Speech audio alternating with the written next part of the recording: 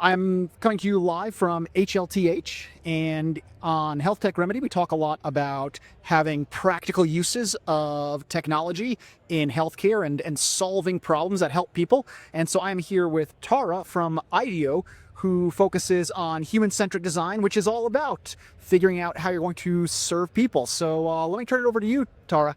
What do you guys do at IDEO?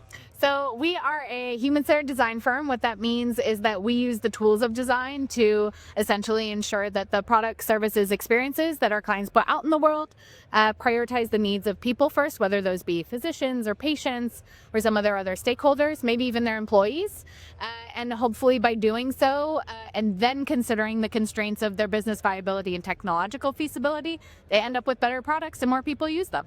So can you talk us through or show us some successful use cases? Sure. So we have a couple of case studies here that are indicative of the type of work that IDEO does. So our roots are as a physical product design firm, and this is a project we did recently with a startup called Teal Health. It's an at-home self-administered cervical cancer screening test that just got FDA approval this year. We're really proud of that.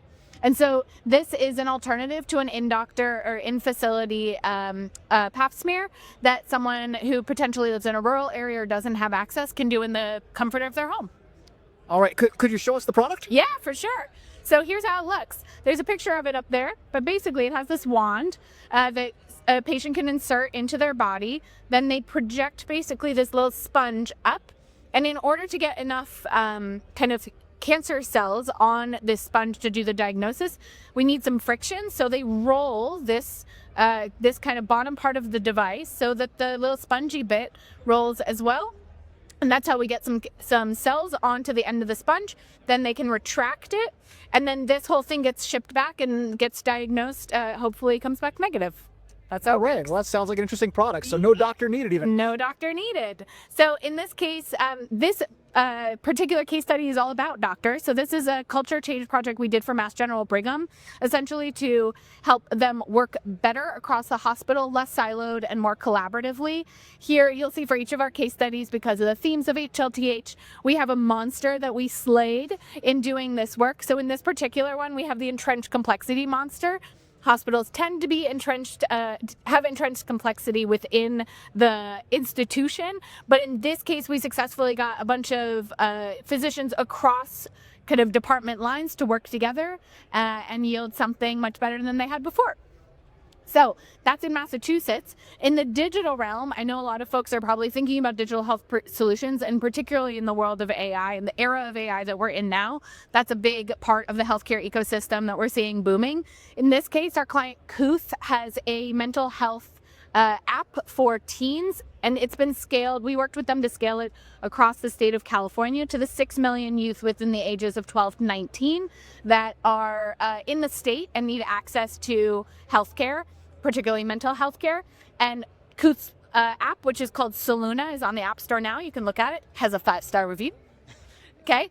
In this case, we're slaying the Great Barrier Monster because there's lots of barriers to mental health care, particularly for young people. This next one is a RSV vaccine launch that we did with Sanofi. And in this case, they were asking, how do they launch this is the first RSV immunization for infants, really important. And I'm sure a lot of families are really stoked that they're not going to have any more RSV in their households if they're able to get vaccinated. But of course, they're launching that in a world of vaccine skepticism, and doing so in a way that's empathetic and cognizant of the context in which they are launching it is what we did here. So Beyfortus is one of the RSV vaccines available now. And then lastly, our last project here is with a big conglomerate in Peru called Intercorp. They're the biggest conglomerate in the country of Peru. They account for about 4% of Peru's GDP, and they've been our partner for about 10 years. In their case, their purpose as a company, which they are inspiringly purpose-driven, is to make Peru the best place in South America to raise a family. And in doing so, they are launching a bunch of businesses that address different pain points within daily Peruvian life. So they have everything from banks where people can get financially kind of digitally financed, as well as movie theaters and grocery stores, schools, and then as well as healthcare. And so they've launched a clinic that we helped them design. In this case, they were trying to unify a bunch of fragmented systems within Peru And so our fragmented systems monster was the one that was slayed here. And now the clinics were launched in 2019. Aviva now has 30 specialties represented there. They've had more than 3,000 surgeries in the clinics and over 5,000 births. So they're doing well. All right. Well, thank you for that overview. Yeah. If somebody wants to get in touch with IDEO, how do they do it? So they can go to our website and there's a contact us form on there. I swear it gets to real people, but also me personally, I'm Tara at IDEO.com. You can email me. All right. Well, thank you so much for your time. Thank you, Paul.